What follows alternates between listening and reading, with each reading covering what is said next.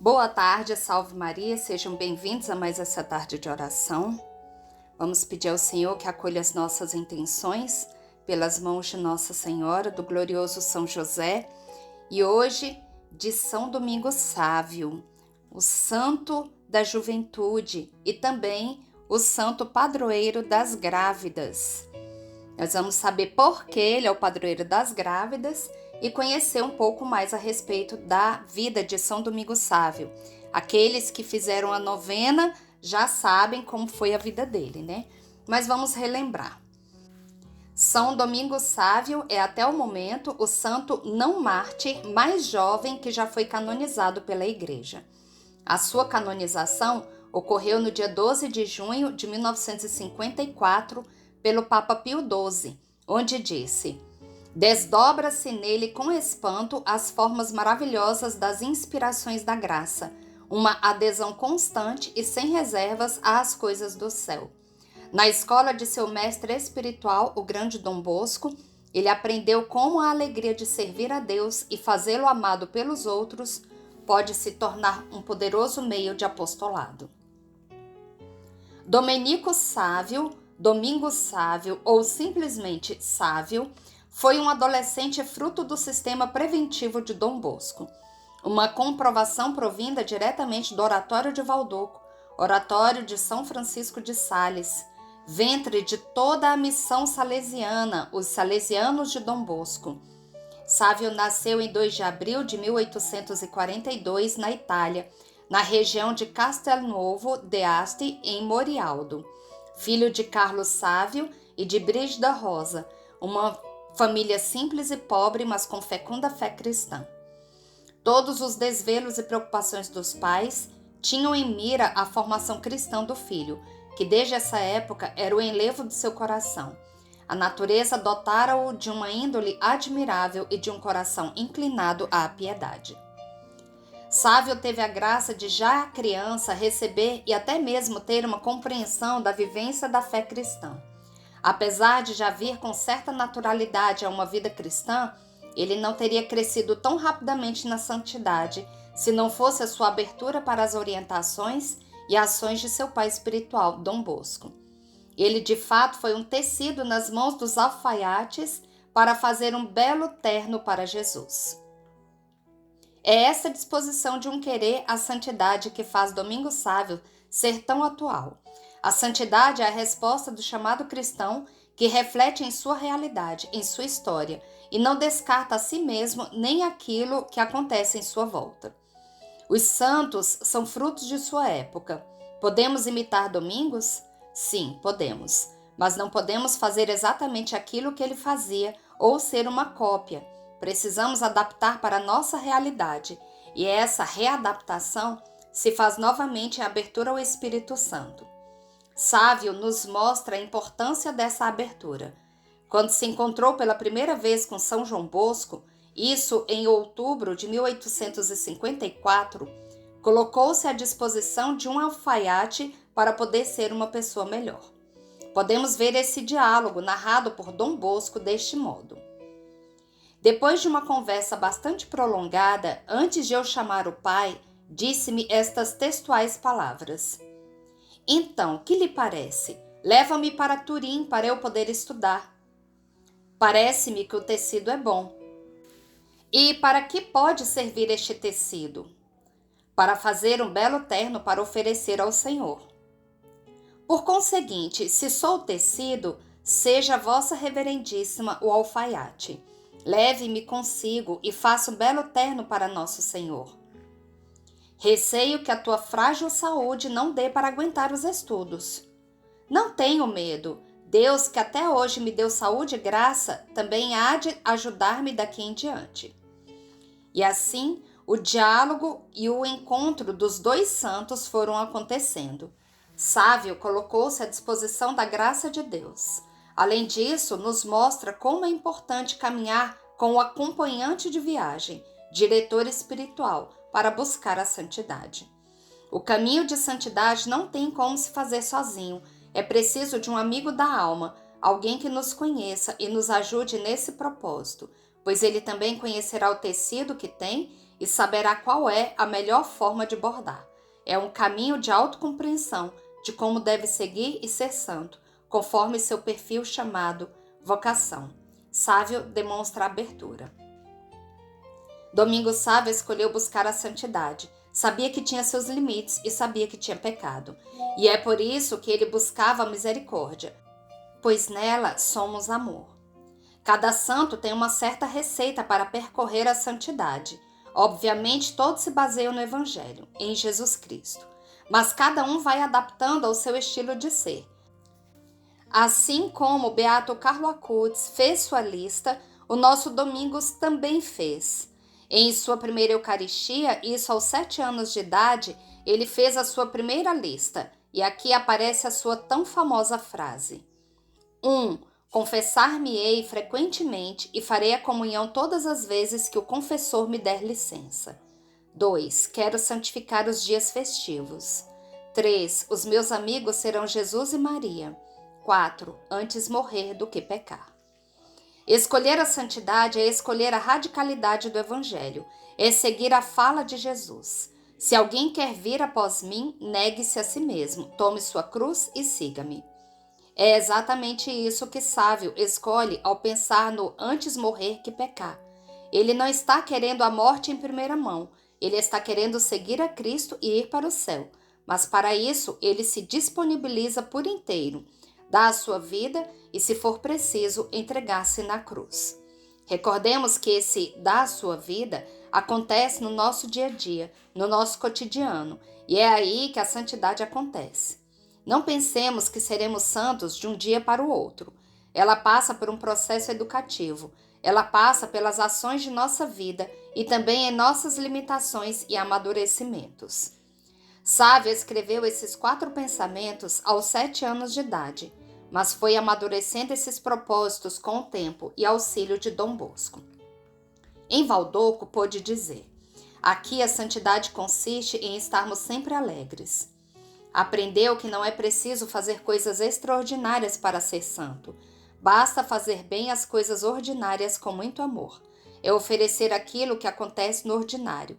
Ter paciência, suportar o calor, o frio, o vento e a chuva, o cansaço do trabalho, os incômodos, o ônibus cheio ou o trânsito parado, a educação dos filhos, os estudos. Enfim, tudo o que fazemos no nosso dia a dia e que muitas vezes esquecemos que pode ser via de santificação. Sávio era um típico camponês italiano. Tinha uma personalidade forte, teve de ser moldado, assim como foram São Francisco de Sales e São João Bosco. Domingos teve de ter paciência, teve de se conhecer para ser santo. Quando ainda era pequeno e morava com os pais, tendo chegado uma visita sem avisar na hora do jantar, colocando-se à mesa e comendo como um porcalhão, pensamento esse de Sávio, Domingos apenas se levantou e saiu. Depois os seus pais chamaram a sua atenção, dizendo que era muita falta de educação se retirar da mesa sem autorização dos pais e ainda com visita. Mas Sávio rebateu falando que não se sentia bem à mesa com alguém que não reza e que comia como um animal. Seu pai concordou, mas disse então que devemos ajudar os outros com paciência e não simplesmente se afastando. Num outro momento, já em Valdoco, tendo praticamente a função de um jovem líder do oratório, viu que um dos meninos começou a brigar e falava muitos palavrões e, como de costume, interviu na situação. Mas a situação terminou diferente. O brigão respondeu à correção de Sávio, dizendo para ele não se intrometer na vida dos outros, e dizendo isso lhe deu um soco.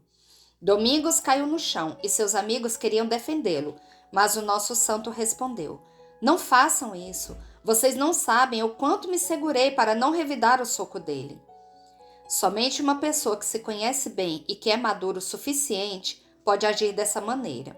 Mas Sávio não parou por aí. O agressor viu em suas ações uma verdade que o levava a uma alegria autêntica. E por meio dessas ações do santo, o agressor se converteu, buscou os sacramentos e se tornou um grande amigo de Domingos Sávio, e ainda o ajudou na epidemia de cólera que aconteceu em Turim. A amizade é um presente importante e nela aprendemos a ver o dom especial de Deus. Sávio teve grandes amigos, como o beato Miguel Rua, que foi o primeiro sucessor de Dom Bosco, o cardeal missionário Giovanni Caliero, os amigos da Companhia da Imaculada. Camilo Gávio, foi para esse amigo que Sávio disse que a santidade consistia em estar sempre alegres e fazer bem as coisas. E João Massalha, ambos faleceram ainda jovens. Todos e muitos outros foram presentes na vida de Sávio. Por amar tanto seus amigos, chorou dia após dia a morte de seu melhor amigo Massalha. Recordou o próprio Dom Bosco. Ao perder aquele amigo, Domingos ficou profundamente contristado e, embora resignado à vontade de Deus, chorou durante muitos dias. Foi esta a primeira vez que vi aquele semblante angélico entristecer-se e chorar de dor. O único conforto que teve foi rezar e pedir que rezassem pelo amigo. Domingos Sávio se despediu do oratório, de seus amigos e de Dom Bosco com muito sentimento. Não queria ir para a casa de seus pais para tratar a tuberculose. Ele queria morrer ali no oratório. Mas mesmo assim disse aos seus amigos: adeus, queridos companheiros, adeus a todos. Rezai por mim. Espero que voltemos a ver-nos no céu, onde estaremos para sempre com o Senhor. Chegara o dia 9 de março de 1857. Domenico Sávio disse sua última frase: "Oh, que belas coisas estou vendo!" Sávio entregou sua breve vida. Um pequeno que se fez grande em meio aos seus amigos, ajudando a cada um a ser o melhor que poderia ser em seu cotidiano. A sua vida, pode-se dizer, reflete aquela oração que fez no dia de sua morte. Senhor, a liberdade eu dou a vós. Eis as minhas forças, o meu corpo, mas tudo eu vos dou, pois tudo é vosso. Ó Deus, na vossa bondade eu me abandono. Sávio é dado como padroeiro das mulheres grávidas por ter ajudado a sua mãe no parto de seu irmãozinho que estava com dificuldade de nascer. Ambos estavam quase morrendo quando Domingos chegou de surpresa na casa de seus pais e foi direto para onde estava sua mãe em trabalho de parto. Já havia passado horas, mas o bebê não nascia, e isso colocava em risco a vida da mãe e do bebê. Então Sávio pegou uma medalha de Nossa Senhora, deixou na cama, saiu e colocou-se a rezar. Milagrosamente, seu irmão nasceu bem e sua mãe recuperou a força. Sávio foi embora, e todos se perguntavam como que ele ficou sabendo daquela situação, se ninguém mandou avisá-lo. Sua mãe Brígida, ao achar a medalha deixada por seu filho, fez a promessa de que sempre passaria para aquelas mulheres que pudessem ter dificuldades no parto ou na gestação, para que Nossa Senhora também cuidasse delas.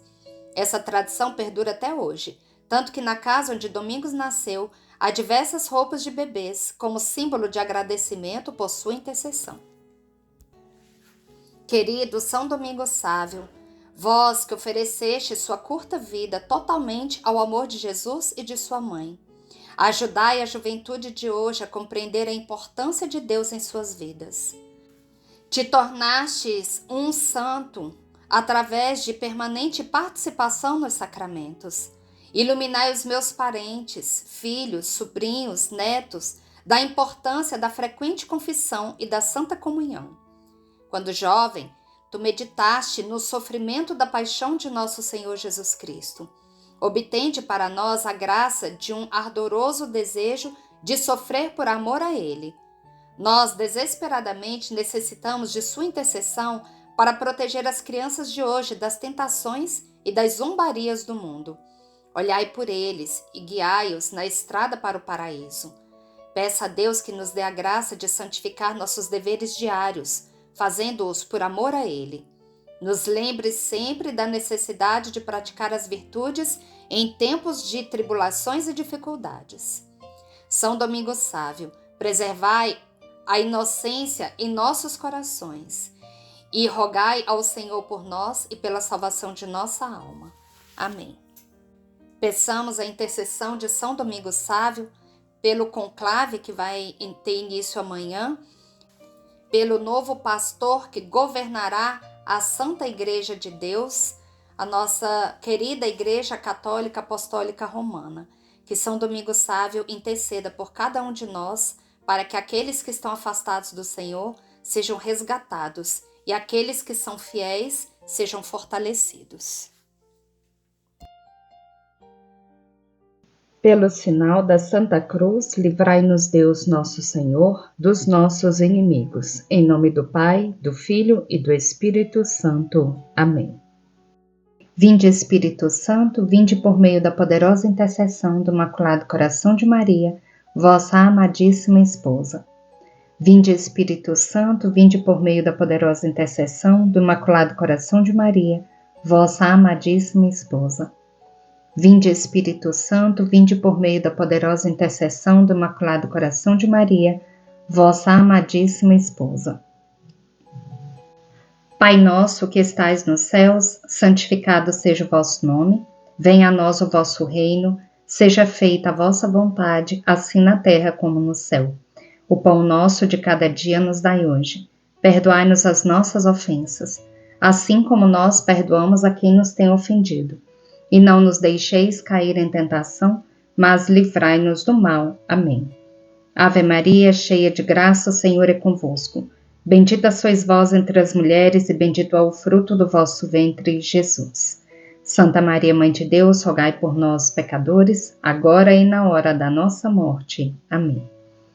Creio em Deus Pai Todo-Poderoso, Criador do céu e da terra, e em Jesus Cristo, seu único Filho, nosso Senhor, que foi concebido pelo poder do Espírito Santo, nasceu da Virgem Maria, padeceu sob Pôncio Pilatos, foi crucificado, morto e sepultado, desceu à mansão dos mortos, ressuscitou ao terceiro dia, subiu aos céus, está sentado à direita de Deus Pai Todo-Poderoso, donde há de vir a julgar os vivos e os mortos. Creio no Espírito Santo, na Santa Igreja Católica, na comunhão dos santos, na remissão dos pecados, na ressurreição da carne, na vida eterna. Amém. Nessa primeira dezena, nós vamos pedir ao Senhor as intenções pela saúde, a saúde física, a saúde espiritual, a saúde mental de cada um de nós. Que o Senhor acolha essas intenções, que o Senhor sonde os nossos corações, e o Senhor sabe todos aqueles que nos pediram orações, que o Senhor também os visite nessa tarde. Eterno Pai, eu vos ofereço o corpo e o sangue, a alma e a divindade de vosso diletíssimo Filho, nosso Senhor Jesus Cristo, em expiação dos nossos pecados e dos do mundo inteiro. Pela sua dolorosa paixão, tende misericórdia de nós e do mundo inteiro. Pela sua dolorosa paixão, tende misericórdia de nós e do mundo inteiro. Pela sua dolorosa paixão, tende misericórdia de nós e do mundo inteiro. Pela sua dolorosa paixão, tende misericórdia de nós e do mundo inteiro. Pela sua dolorosa paixão, tende misericórdia de nós e do mundo inteiro. Pela sua dolorosa paixão, tende misericórdia de nós e do mundo inteiro. Pela sua dolorosa paixão, tende misericórdia de nós e do mundo inteiro. Pela sua dolorosa paixão, tende misericórdia de nós e do mundo inteiro. Pela sua dolorosa paixão, tende misericórdia de nós e do mundo inteiro. Pela sua dolorosa paixão, tende misericórdia de nós e do mundo inteiro. Nessa segunda dezena, eu quero pedir por todos os sacerdotes religiosos, pelas crianças, jovens, adolescentes, que o Senhor coloque anjos no caminho deles, que possa guiá-los sempre nos caminhos do bem, que os sacerdotes estejam realmente a serviço do Senhor, que não se desviem e que não levem a desviar toda uma comunidade. Que as crianças sejam protegidas na sua inocência, sejam protegidas no seu espírito, que elas estejam sempre inclinadas para Deus, sempre. Que o Senhor as abençoe e as proteja sempre. Eterno Pai, eu vos ofereço o corpo e o sangue, a alma e a divindade de vosso diletíssimo Filho, nosso Senhor Jesus Cristo, em expiação dos nossos pecados e dos do mundo inteiro. Pela sua dolorosa paixão, tende misericórdia de nós e do mundo inteiro. Pela sua dolorosa paixão, tende misericórdia de nós e do mundo inteiro. Pela sua dolorosa paixão, tende misericórdia de nós e do mundo inteiro. Pela sua dolorosa paixão, tende misericórdia de nós e do mundo inteiro. Pela sua dolorosa paixão, tende misericórdia de nós e do mundo inteiro. Pela sua dolorosa paixão, tende misericórdia de nós e do mundo inteiro. Pela sua dolorosa paixão, tende misericórdia de nós e do mundo inteiro. Pela sua dolorosa paixão, tende misericórdia de nós e do mundo inteiro. Pela sua dolorosa paixão, tende misericórdia de nós e do mundo inteiro. Pela sua dolorosa paixão, tende misericórdia de nós e do mundo inteiro.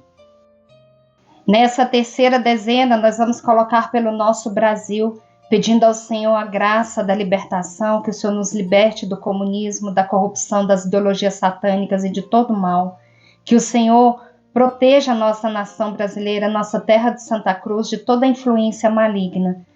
Nós vamos colocar também por todas as mulheres que pensam em abortar, que o Senhor não permita tamanha atrocidade, que o Senhor proteja todas as crianças, especialmente aquelas que estão no ventre de suas mães e que pensam no aborto.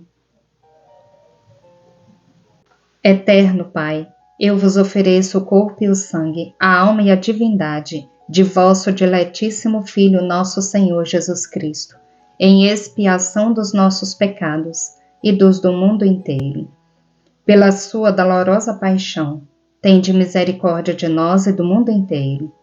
Pela sua dolorosa paixão, tende misericórdia de nós e do mundo inteiro. Pela sua dolorosa paixão, tende misericórdia de nós e do mundo inteiro. Pela sua dolorosa paixão, tende misericórdia de nós e do mundo inteiro. Pela sua dolorosa paixão, tende misericórdia de nós e do mundo inteiro. Pela sua dolorosa paixão, tende misericórdia de nós e do mundo inteiro. Pela sua dolorosa paixão, tende misericórdia de nós e do mundo inteiro. Pela sua dolorosa paixão, tende misericórdia de nós e do mundo inteiro. Pela sua dolorosa paixão, tende misericórdia de nós e do mundo inteiro. Pela sua dolorosa paixão, tende misericórdia de nós e do mundo inteiro. Nessa quarta dezena, nós vamos colocar os nossos filhos, sobrinhos, netos, sejam eles crianças, jovens ou adolescentes.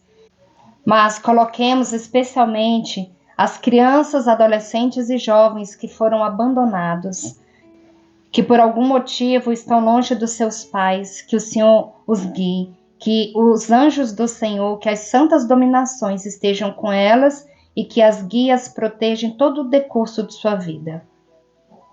Eterno Pai, eu vos ofereço o corpo e o sangue, a alma e a divindade de vosso diletíssimo Filho, nosso Senhor Jesus Cristo, em expiação dos nossos pecados e dos do mundo inteiro. Pela sua dolorosa paixão, tende misericórdia de nós e do mundo inteiro. Pela sua dolorosa paixão, tende misericórdia de nós e do mundo inteiro. Pela sua dolorosa paixão, tende misericórdia de nós e do mundo inteiro. Pela sua dolorosa paixão, tende misericórdia de nós e do mundo inteiro.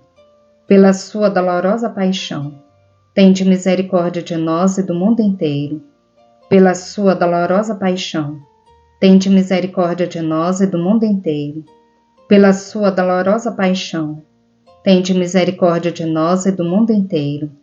Pela sua dolorosa paixão, tende misericórdia de nós e do mundo inteiro. Pela sua dolorosa paixão, tende misericórdia de nós e do mundo inteiro. Pela sua dolorosa paixão, tende misericórdia de nós e do mundo inteiro. Nessa quinta dezena, nós vamos pedir ao Senhor que acolha todas essas intenções que são colocadas nos comentários, todos esses pedidos, tudo aquilo que vai no nosso coração, que o Senhor sonde os nossos corações e que o Senhor, conforme a sua santa vontade, realize aquilo que nós estamos pedindo, os nossos planos, os nossos projetos, os nossos sonhos. Eterno Pai, eu vos ofereço o corpo e o sangue, a alma e a divindade de vosso diletíssimo Filho, nosso Senhor Jesus Cristo, em expiação dos nossos pecados e dos do mundo inteiro. Pela sua dolorosa paixão, tende misericórdia de nós e do mundo inteiro. Pela sua dolorosa paixão, tende misericórdia de nós e do mundo inteiro. Pela sua dolorosa paixão, tende misericórdia de nós e do mundo inteiro. Pela sua dolorosa paixão, tende misericórdia de nós e do mundo inteiro. Pela sua dolorosa paixão, tende misericórdia de nós e do mundo inteiro. Pela sua dolorosa paixão, tende misericórdia de nós e do mundo inteiro. Pela sua dolorosa paixão, tende misericórdia de nós e do mundo inteiro. Pela sua dolorosa paixão, tende misericórdia de nós e do mundo inteiro. Pela sua dolorosa paixão, tende misericórdia de nós e do mundo inteiro. Pela sua dolorosa paixão, tende misericórdia de nós e do mundo inteiro. Deus Santo, Deus Forte, Deus Imortal, tende piedade de nós e do mundo inteiro. Deus Santo, Deus Forte, Deus Imortal, tende piedade de nós e do mundo inteiro. Deus Santo, Deus Forte, Deus Imortal, tende piedade de nós e do mundo inteiro. Rezemos pela conversão dos pecadores do mundo inteiro, especialmente os da Igreja e os de nossa casa. Ó sangue e água, que jorrastes do coração de Jesus, como fonte de misericórdia para nós, eu confio em vós. Jesus, eu confio em vós. Amém.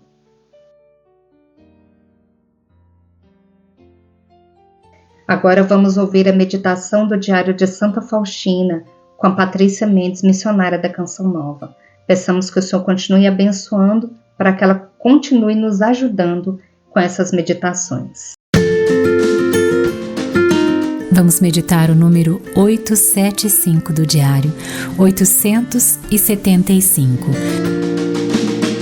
Faustina escreve: Hoje tive um grande sofrimento no momento em que as nossas irmãs vieram me visitar. Soube de uma coisa que feriu muito o meu coração. No entanto, dominei-me de tal modo que as irmãs de nada se aperceberam. Essa dor dilacerou o meu coração por um bom tempo, mas tudo isso é pelos pobres pecadores. Ó Jesus, pelos pobres pecadores. Jesus, minha força, ficai junto de mim, ajudai-me. Essa é uma prece que Faustina faz naquele momento de grande dor interior que ela vive. E nós também passamos por momentos assim, dolorosos, por dores intensas, dores que dilaceram a nossa alma, o nosso coração, mas que muitas vezes nós nem podemos expor, que ninguém fica sabendo, que só nós sabemos dessa dor e Deus. E Faustina também viveu. Ela que relata para nós que naquele dia ela teve um grande sofrimento no momento em que as irmãs foram visitá-la. Ela ficou sabendo de uma coisa que feriu muito o seu coração. Talvez você hoje, minha irmã, meu irmão, também esteja sofrendo muito por algo que você ficou sabendo. Talvez uma traição, talvez a doença de alguém, talvez uma situação dentro do seu trabalho, alguma humilhação, algum sofrimento que você vive somente aí no seu interior. Mas Faustina vem também, junto com esse testemunho, trazer para nós um ensinamento. Nós devemos oferecer tudo pelos pobres pecadores. Até mesmo isso que você passa hoje, essa grande dor aí no seu interior, esse grande sofrimento que você passa, que está dilacerando também o seu coração, que você possa oferecer a Jesus, como Faustina fez. Essa dor dilacerou o meu coração por um bom tempo, mas tudo isso é pelos pobres pecadores. Ó Jesus, pelos pobres pecadores. que nós possamos dar sentido a toda dor, a todo o sofrimento que nós passamos. Nada é em vão e nada pode ser em vão. Ofertemos a Jesus crucificado, a Jesus na sua dolorosa paixão, também pela conversão dos pobres pecadores. Então que você hoje também ofereça aquilo que você vive somente aí dentro de você, que ninguém mais conhece, que ninguém mais sabe, talvez nem tenha como você compartilhar com alguém, porque tem dores que são só nossas mesmo, nossas e de Deus, que nós unimos a Ele, que nós entregamos, ofertamos a Ele. E Faustina hoje nos dá essa lição. Ela diz: dominei-me de tal modo que as irmãs de nada se aperceberam. E aí sim, esse sacrifício é mais valioso ainda. O perfume dele sobe aos céus, com certeza. Que nós não reclamemos, não murmuremos, não queiramos nos justificar, mas somente ofereçamos a Deus tudo aquilo que nós estamos passando. E quando estiver doendo demais, quando parecer insuportável, que nós possamos rezar como Santa Faustina: Jesus, minha força, ficai junto de mim, ajudai-me. Jesus, minha força, ficai junto de mim, ajudai-me. Bendigamos ao Senhor, demos graças a Deus.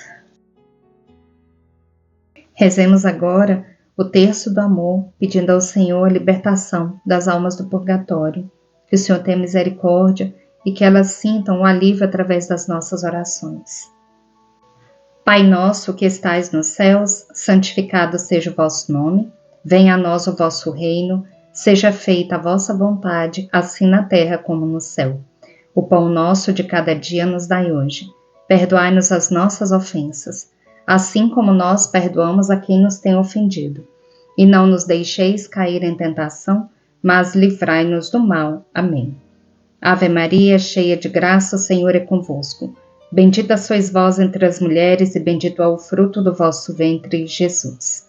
Santa Maria, Mãe de Deus, rogai por nós, pecadores, agora e na hora da nossa morte. Amém.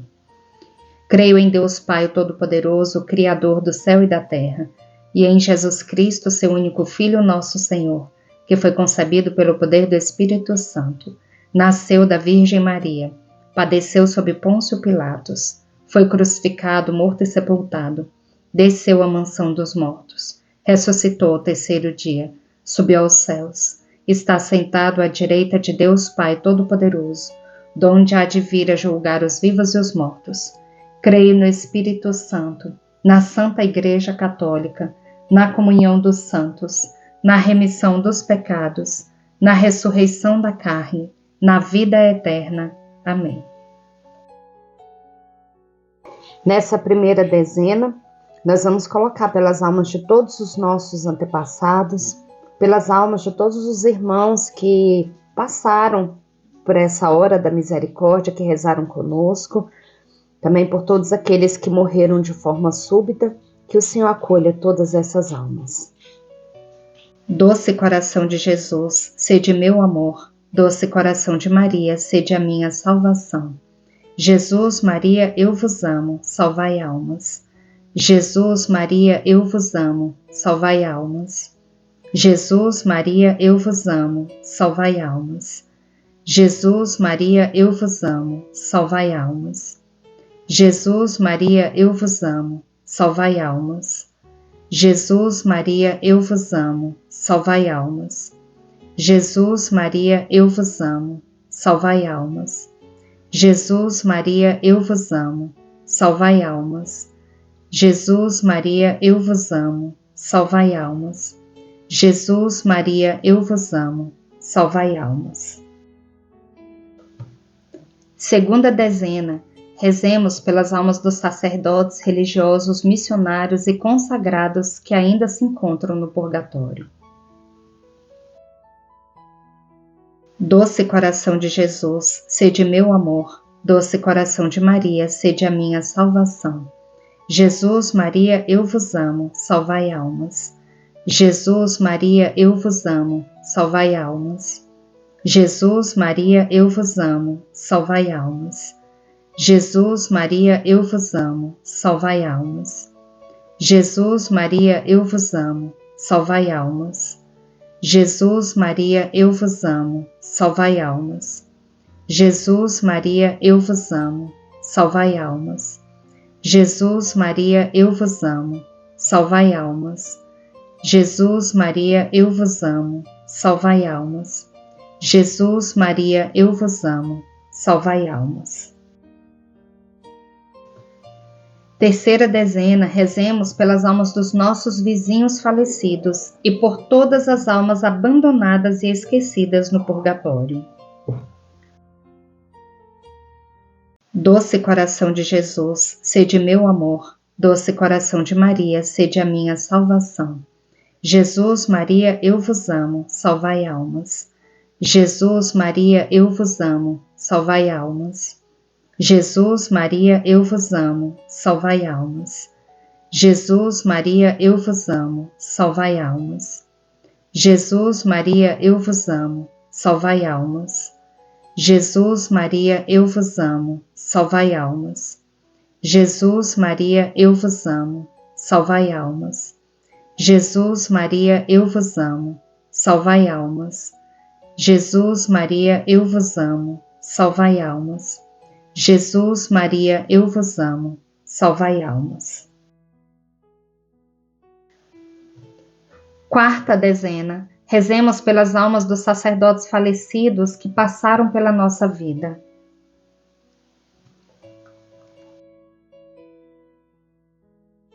Doce coração de Jesus, sede meu amor. Doce coração de Maria, sede a minha salvação. Jesus, Maria, eu vos amo, salvai almas. Jesus, Maria, eu vos amo, salvai almas. Jesus, Maria, eu vos amo, salvai almas. Jesus, Maria, eu vos amo, salvai almas. Jesus, Maria, eu vos amo, salvai almas. Jesus, Maria, eu vos amo, salvai almas. Jesus, Maria, eu vos amo, salvai almas. Jesus, Maria, eu vos amo, salvai almas. Jesus, Maria, eu vos amo, salvai almas. Jesus, Maria, eu vos amo, salvai almas.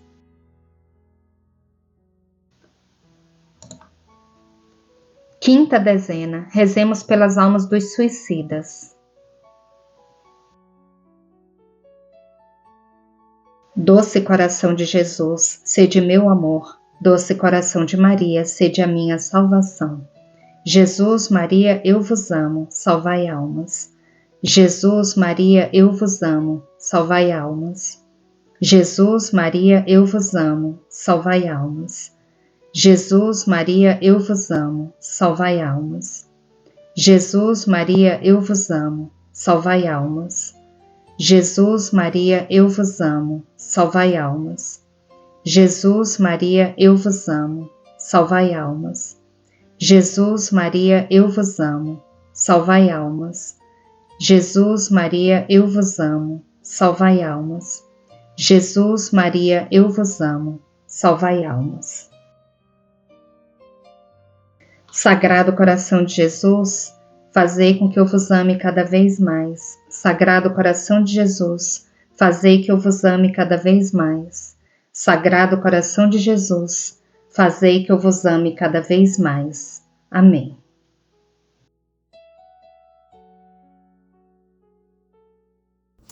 Vamos continuar o capítulo de ontem, 604, os processos e a renegação de Pedro, considerações sobre Pilatos.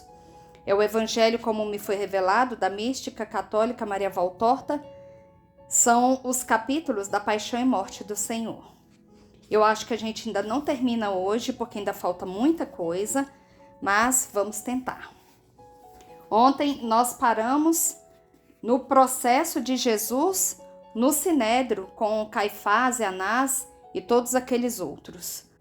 Jesus então foi retirado, levam Jesus para um pequeno quarto, fazendo que ele atravesse muitos pátios, ouvindo as chalaças da plebe que se reuniu no recinto das casas pontificais. Jesus chega ao pátio onde está Pedro, ao lado de um fogo, e olha para ele. Mas Pedro evita aquele olhar. João não está mais lá. Eu não o vejo. Acho que ele foi-se embora com Nicodemos. A aurora vem chegando com dificuldade e esverdeada. Foi dada uma ordem: que levem o prisioneiro para o salão do conselho para um processo mais legal. É nesse momento que Pedro nega pela terceira vez conhecer o Cristo, quando este passa já bem marcado pelos sofrimentos. E à luz esverdeada da aurora, a lividez de Jesus parece ainda maior sobre o rosto de cor térrea, com os olhos mais fundos e vidrados, um Jesus desfigurado pelas dores que lhe causa o mundo. Um galo lança pelos ares, ainda mal tocados pela aurora, o seu grito zombeteiro, sarcástico e gaiato. E, precisamente no momento em que Jesus aparece, não se ouve outra coisa senão a voz rouca de Pedro, dizendo: Eu juro, mulher, que não o conheço. Suas palavras são secas, cortantes, e foi a elas que o galo respondeu, também com palavras secas, cortantes, como que brincando com elas. Então Pedro sentiu um estremecimento. Girou sobre si mesmo, querendo fugir, mas foi logo dar de frente com Jesus, que está olhando para ele com uma grande compaixão, com uma dor tão amarga e intensa que me rasga o coração, como se depois disso fosse se dissolver e para sempre o meu Jesus. Pedro dá um soluço e sai de lá caindo em si, mas cambaleando como ébrio. Ele foge atrás de 2 servos que aparecem na estrada e desaparecem, descendo pela estrada ainda meio escura. Jesus é levado de novo para o tribunal, e todos em coro lhe repetem a pergunta capciosa: Em nome do Deus verdadeiro, dize-nos, és tu o Cristo? E tendo recebido a mesma resposta de antes, eles o condenam à morte e dão a ordem de conduzi-lo a Pilatos. Jesus, escoltado por todos os seus inimigos, menos Anás e Caifás, sai, tornando a passar por todos aqueles pátios do templo, nos quais muitas vezes havia falado, feito benefícios e curado. Ele atravessa o recinto de Ameias, entra pelas ruas da cidade e, mais arrastado do que conduzido, desce para a cidade, que agora está cor-de-rosa, com o primeiro anúncio da aurora. Eu acho que, com o único desejo de atormentá-lo por mais tempo, eles o façam ir por um longo giro errado para Jerusalém, passando de propósito pelos mercados, passando pela frente das estalagens e dos albergues cheios de gente que veio para a Páscoa. E tanto as verduras jogadas fora pelos mercados, como os excrementos dos animais que estão nas estalagens, tornam-se projéteis a serem jogados contra o inocente, cujo rosto sempre vai aparecendo cada vez mais, com maiores equimoses e pequenas lacerações, sangrando e sempre mais coberto pelas diferentes sujeiras que sobre ele se esparziram. Seus cabelos já pesados e um tanto espichados pelo suor de sangue e mais opacos, agora pendem despenteados, cobertos de palha e imundície, caindo sobre os olhos desgrenhados para velar-lhe o rosto. As pessoas do mercado, compradores e vendedores, deixam tudo parado para acompanharem, não com amor, o infeliz. Os moços das estrebarias, os servos dos albergues, saem em grande número, surdos aos chamados e às ordens de suas patroas, às quais, para dizer a verdade, como quase todas as outras mulheres, se não são todas contrárias às ofensas, pelo menos são indiferentes àquele tumulto e se retiram resmungando ao serem deixadas sozinhas com tanta gente a quem elas precisam atender.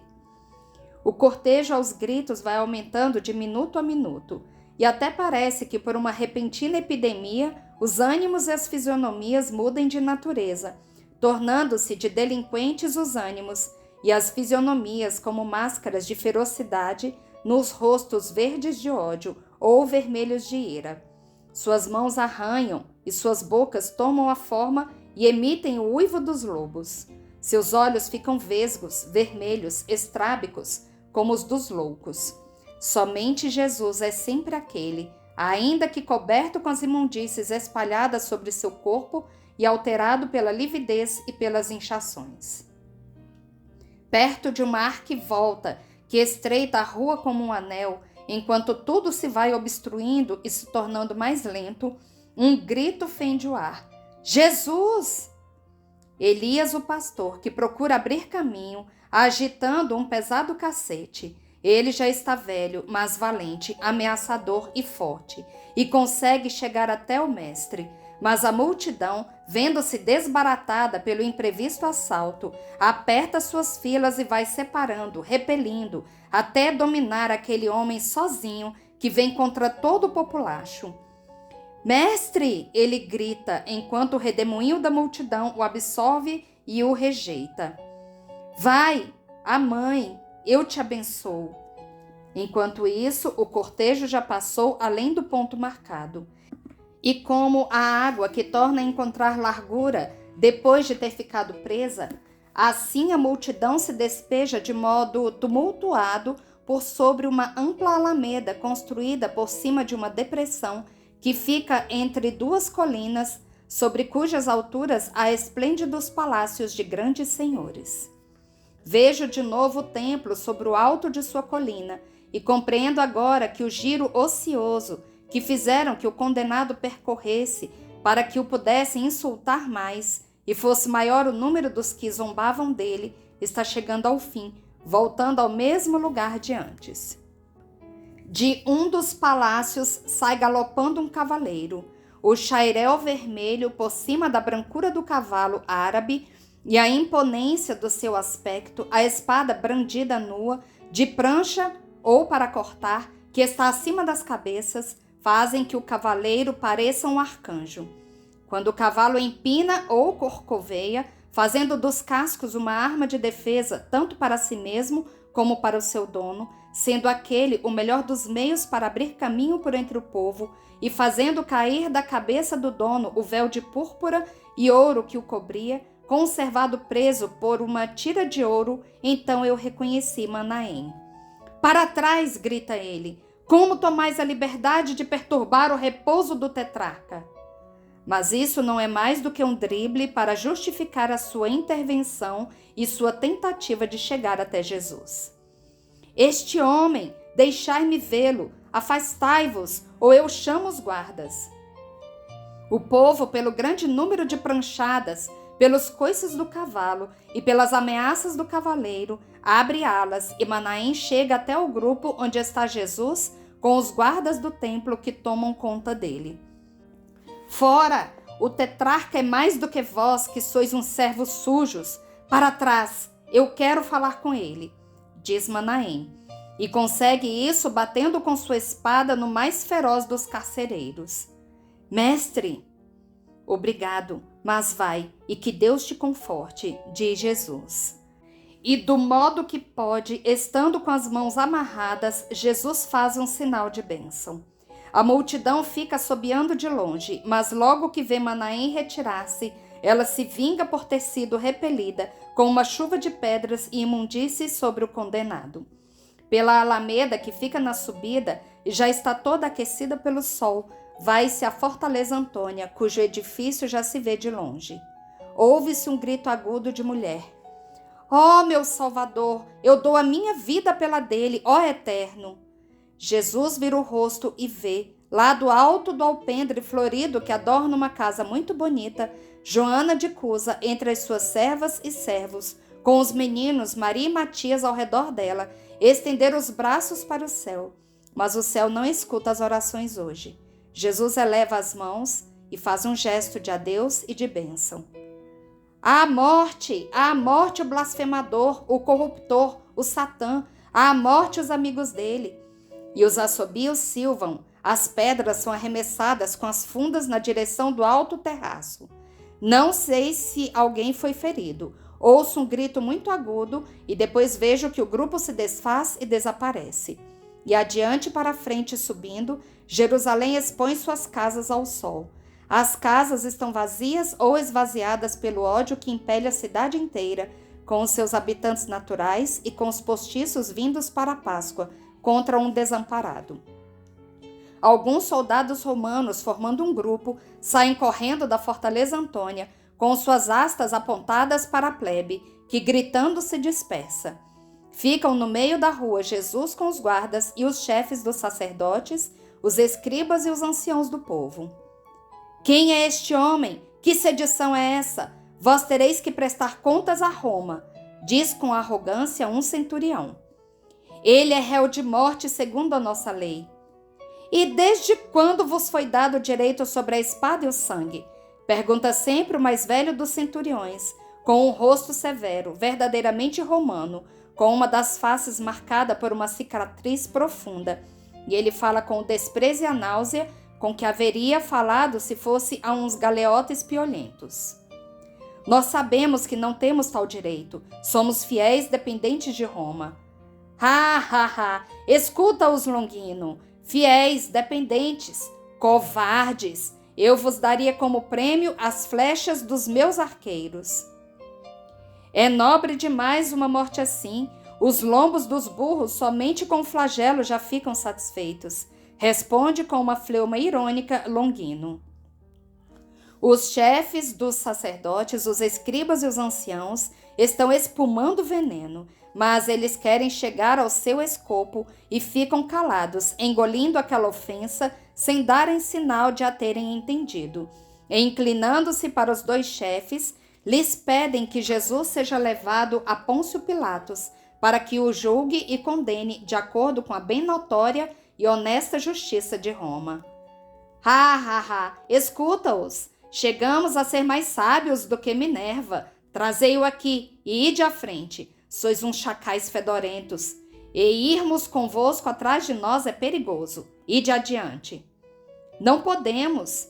Por quê? Quando alguém acusa, deve apresentar-se diante do juiz com o acusado. Assim é a norma de Roma. A casa de um pagão é imunda para os nossos olhos, e nós já nos purificamos para a Páscoa. Desgraçados! Dizem que se contaminam se entram, mas matar ao único hebreu que tem valor, que não é um chacal nem um réptil como sois vós, isto não vos suja? Pois bem, ficai onde estais, e não deis nem um passo para a frente, senão as astas se cravarão em vós. Uma decúria ao lado do acusado, as outras contra esta ralé fedorenta de bico mal lavado. Jesus entra no pretório rodeado por 10 soldados, que fazem um quadrado com as armas ao redor de sua pessoa. Os 2 centuriões estão diante deles. E enquanto Jesus se detém em um vasto vestíbulo para lá do qual há um pátio que se entrevê atrás de uma tenda que o vento agita, eles desaparecem atrás de uma porta. Depois tornam a entrar com o governador, vestido com uma toga alvíssima, sobre a qual traz um manto escarlate. Talvez fosse assim que se vestiam quando representavam Roma oficialmente. Entra despreocupadamente com um sorriso duvidoso em um rosto imberbe, esfrega nas mãos uma folha de erva cidreira e as cheira com grande prazer. Vai a um relógio de sol e volta depois de ter olhado para ele. Joga uns grãos de incenso no braseiro que está colocado aos pés de uma divindade. Manda que lhe levem água de cidra e faz uns gargarejos. Depois olha o penteado todo, usando um espelho de metal muito polido. Parece ter se esquecido do condenado que está esperando sua aprovação para ser morto. Isso daria raiva até às pedras.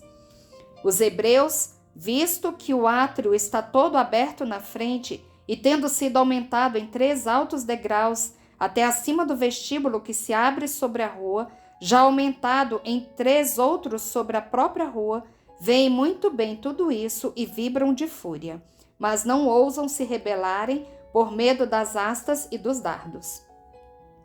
Finalmente, depois de ter girado para cá e para lá, Pilatos vai ao encontro de Jesus, olha para ele e pergunta aos 2 centuriões: É este? É este. Que venham os seus acusadores. E vai sentar-se na cadeira colocada sobre o estrado. Acima de sua cabeça, as insígnias de Roma se cruzam com suas águias douradas e com sua sigla poderosa. Eles não podem vir, pois se contaminariam. Pois é melhor assim. Assim não teremos necessidade de rios de essência para limpar o lugar do cheiro de bodes. Fazei que pelo menos eles se aproximem. Aqui embaixo, e tomai cuidado para que não entrem, já que eles não querem fazer. Esse homem deve ser um pretexto para a sedição. Um soldado parte para ir levar a ordem do procurador romano. Os outros se enfileiram diante do átrio, a distâncias regulares, belos como as estátuas novas de heróis.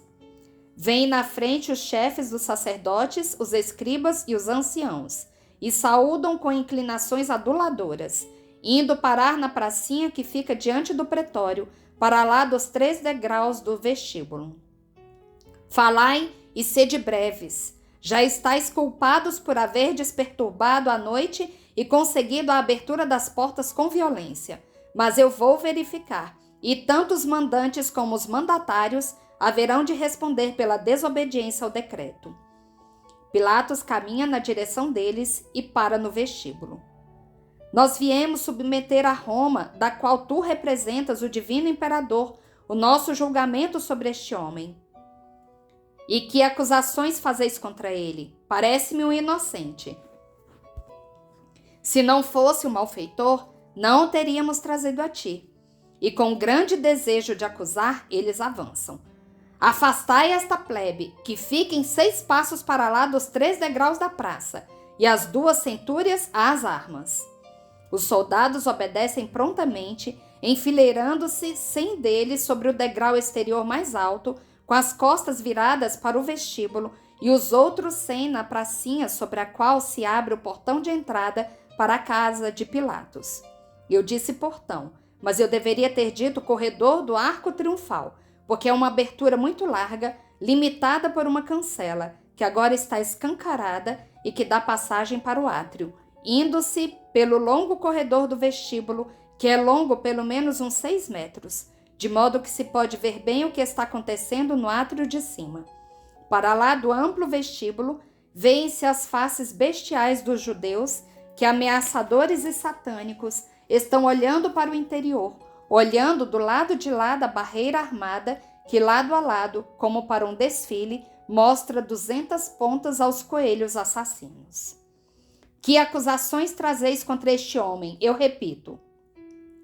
Ele cometeu delito contra a lei dos pais. E vós vindes me aborrecer por isso? Pegai-o vós e julgai-o segundo as vossas leis. Nós não podemos matar ninguém. Doutos nós não somos. O direito hebraico é uma criança tola em comparação com o perfeito direito de Roma. Como uns ignorantes e como sujeitos a Roma, que é mestra, temos necessidade de... E são interrompidos. Desde quando até hoje sois mel e manteiga? Mas vós dissestes uma verdade, ó mestres da mentira. Vós tendes necessidade de Roma, sim, para vos verdes livres daquele homem que vos aborrece. Eu compreendo. E Pilatos ri, olhando para o céu sereno, que se mostra como uma lousa de azul turquesa escura por entre as cândidas paredes de mármore do átrio. Dizei-me, em que ponto foi que ele cometeu delito contra as vossas leis? Nós descobrimos que este homem ia introduzindo a desordem em nossa nação e que nos impedia de pagar o tributo a César, dizendo-se o Cristo, o rei dos judeus. Pilatos volta para perto de Jesus, que está no centro do átrio, deixado lá pelos soldados, amarrado, mas sem escolta, pois parece bem clara a sua mansidão, e lhe pergunta: És tu o rei dos judeus? Dizes isso por ti mesmo ou por insinuação de outros? E por que queres que eu me importe com teu reino? Será que eu sou judeu? A tua nação e os teus chefes te entregaram a mim para que eu julgue. Que foi que fizeste? Eu quero ser-te leal. Fala, é verdade que aspiras ao reino? O meu reino não é deste mundo. Se ele fosse um reino do mundo, os meus ministros e os meus soldados teriam combatido para que os judeus não me prendessem. Mas o meu reino não é da terra, e tu sabes que eu não busco poder. Isto é verdade, eu sei, isto me disseram. Contudo, tu não negas que és rei? Tu dizes, eu sou rei. Para isso é que eu vim a este mundo, para dar testemunho da verdade. Quem é amigo da verdade, ouve a minha voz. E o que é a verdade? És tu um filósofo? Isso para nada serve diante da morte. Sócrates morreu do mesmo jeito. Contudo, ela lhe serviu durante a sua vida para bem viver e até para morrer bem, e também a fim de ir para a segunda vida sem deixar a fama de traidor das virtudes cívicas. Por Júpiter! Pilatos, admirado, olha para ele por um momento. Depois retoma o sarcasmo dos céticos, faz um gesto de estar aborrecido, vira-lhe as costas e volta para os judeus. Eu não acho nele nenhuma culpa. A multidão começa a levantar um grande rumor e muita confusão, com medo de perder sua presa e o espetáculo que ia ser o suplício. E ela grita: ele é um rebelde, é um blasfemador, encoraja a libertinagem, excita a rebelião, nega respeito ao César, finge-se profeta sem o ser, pratica magias, é um satanás, subleva o povo com suas doutrinas, ensinando por toda a Judeia, para onde veio da Galileia. A morte, a morte! Pilatos volta para Jesus. És Galileu? Tu és Galileu? Estás vendo como te acusam? Defende-te! Mas Jesus fica calado, e Pilatos pensa e decide: que uma centúria leve este homem a Herodes, que ele o julgue, pois é súdito dele. Reconheço o direito do tetrarca e ao seu veredito eu subscrevo antecipadamente. Que se lhe diga isso. Ide. E Jesus, rodeado como se fosse um canalha, é levado por 100 soldados, atravessa de novo a cidade e torna a encontrar-se com Judas Iscariotes, com quem já se havia encontrado uma vez perto da feira. Antes eu havia me esquecido de dizê-lo, porque eu estava muito aborrecida com aquela barufunda que o povo fazia. Jesus lança aquele mesmo olhar de piedade sobre o traidor. Agora é mais difícil feri-lo com pontapés e bastonadas. E se as pedras nos capacetes e nas couraças romanas, sem ferir os soldados, deixam contudo sua marca, ferindo Jesus, que vai indo só com a sua veste, pois deixou o manto no Getsêmani. Ao entrar no faustoso palácio de Herodes, ele recusa, que não consegue olhar para ele, e foge para não vê-lo naquele estado, e cobre a cabeça com o manto.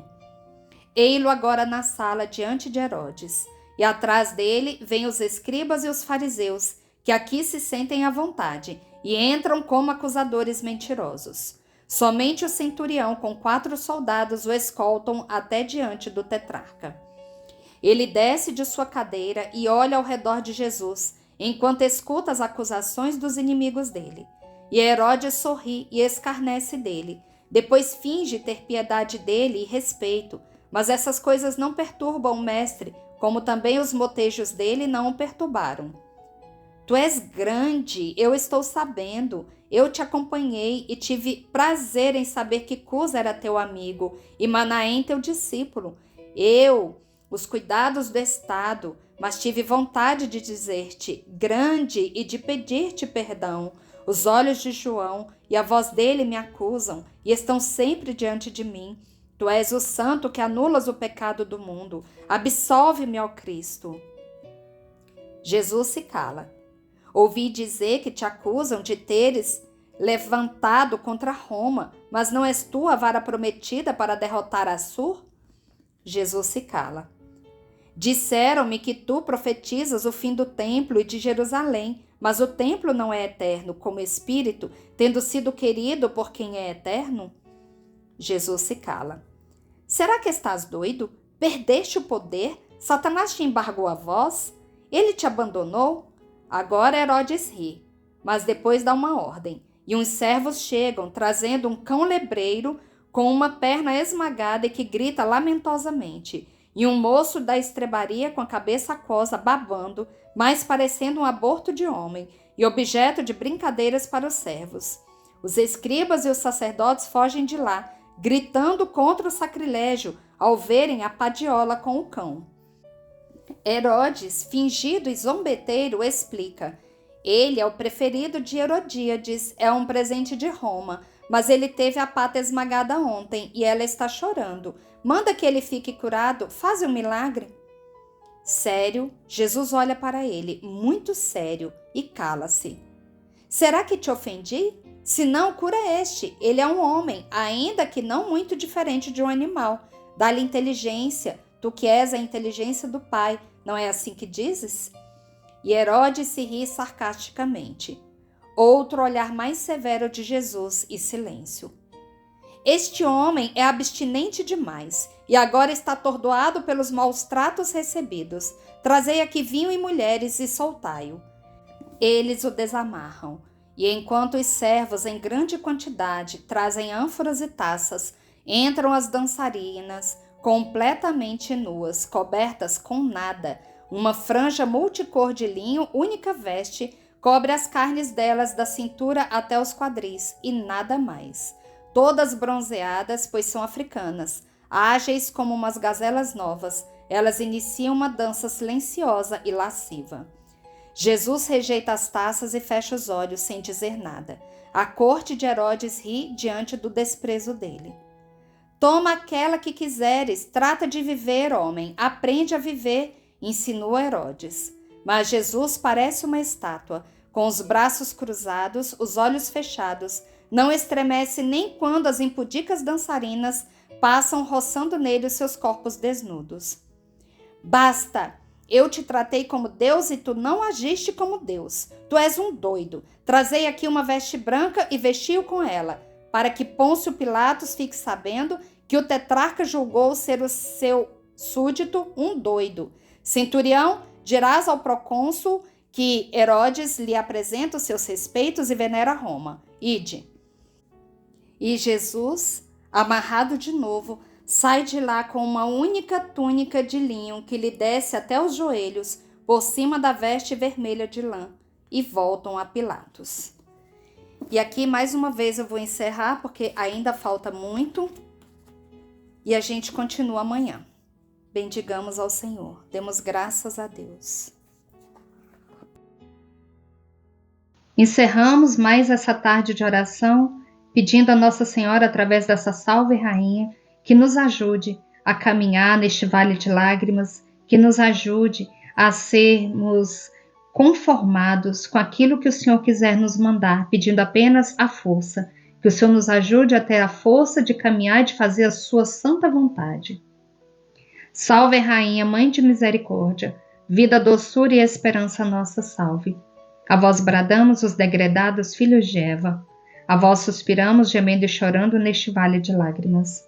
Eia, pois, advogada nossa, esses vossos olhos misericordiosos a nós ouvei.